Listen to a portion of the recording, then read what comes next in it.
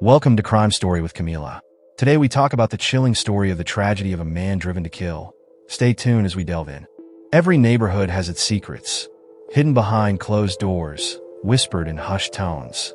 But in this quiet suburban town, one secret led to betrayal, greed, and a shocking act of violence. Alan and Laura Carter seemed to have it all: a loving marriage, a beautiful home, and the respect of their community. But one night would shatter that illusion forever. Alan Carter was a man admired by many. As the branch manager of a prominent local bank, he exuded confidence and charm, earning the trust of his colleagues and clients. His wife, Laura, was equally beloved, a dedicated schoolteacher known for her compassion and unwavering commitment to her students. To their friends and neighbors, Alan and Laura were the embodiment of a happy, successful couple. Their 10-year marriage seemed unshakable, built on mutual respect and shared dreams. But beneath this picture-perfect facade, tension was brewing. Alan carried a secret, one that would ultimately unravel their lives in the most devastating way imaginable. The cracks in their seemingly flawless life began to show when Laura noticed a change in Alan. Late nights, vague excuses, and a growing sense of unease. She had no idea that her instincts were leading her toward a truth that would cost her everything. Alan Carter had a secret, one that could destroy his career, his reputation, and his family.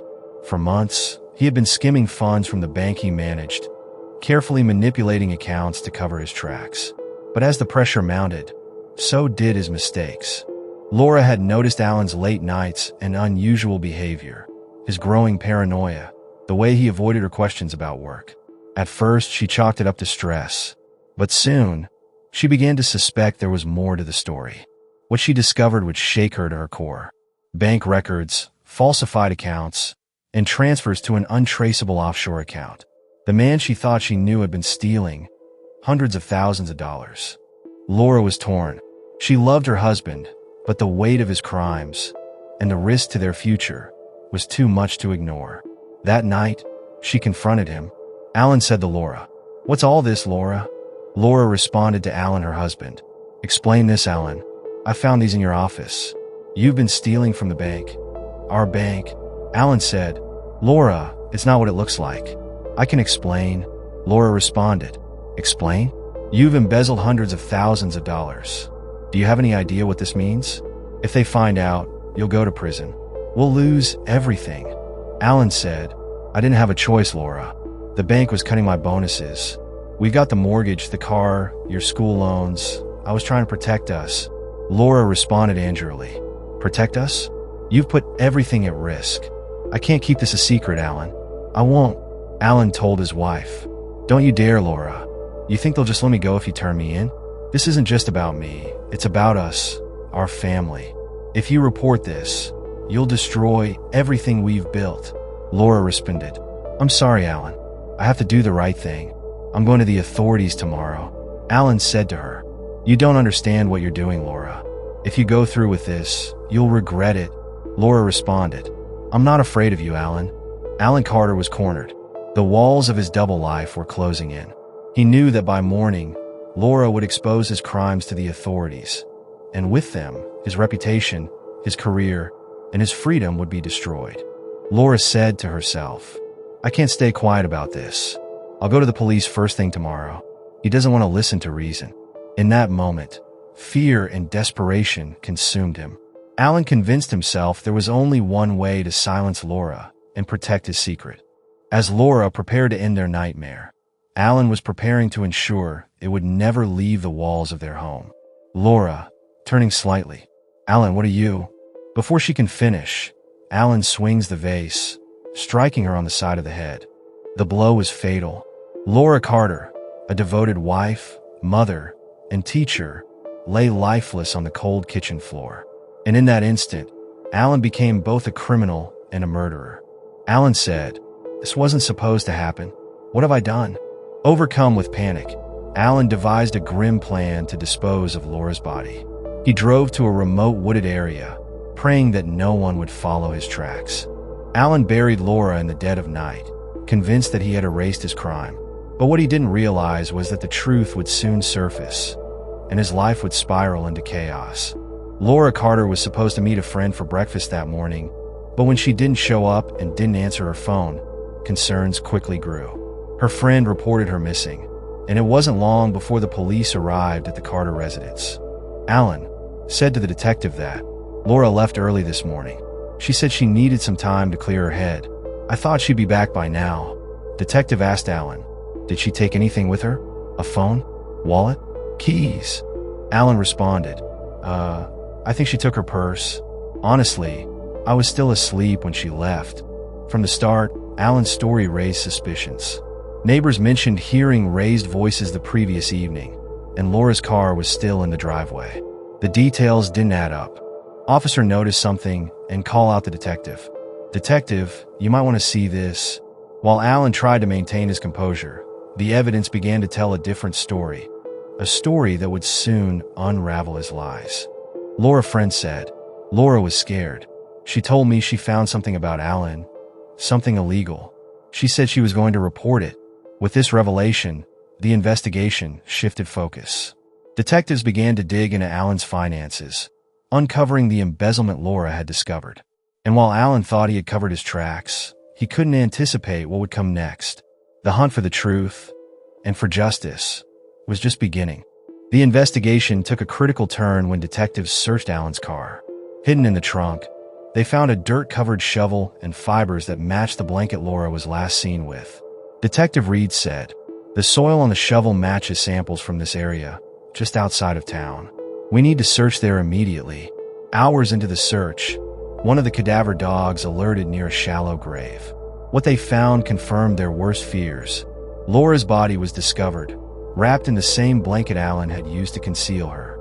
The evidence was undeniable, and Alan's story began to collapse. Detective Reed said, we found her, Alan.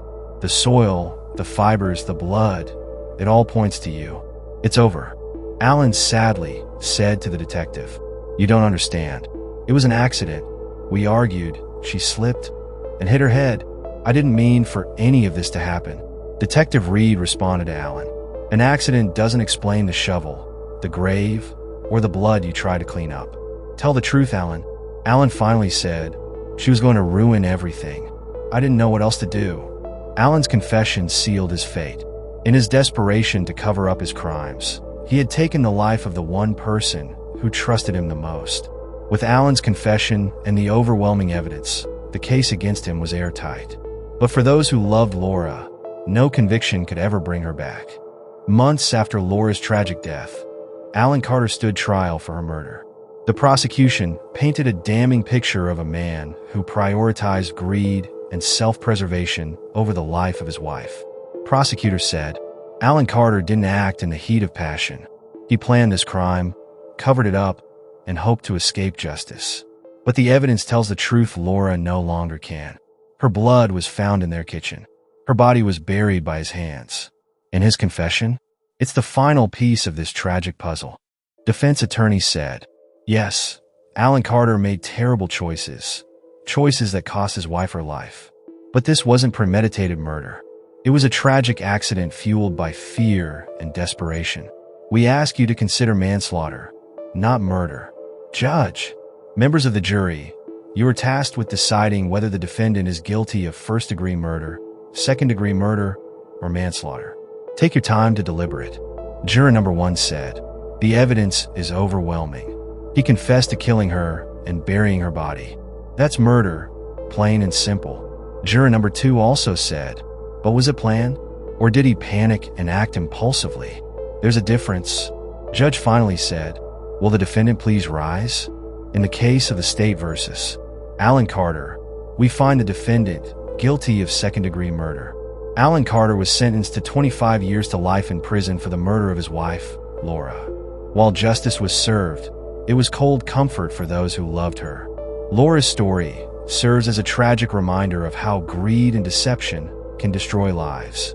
Her legacy lives on in the hearts of those she touched, a stark contrast to the darkness that ended her life.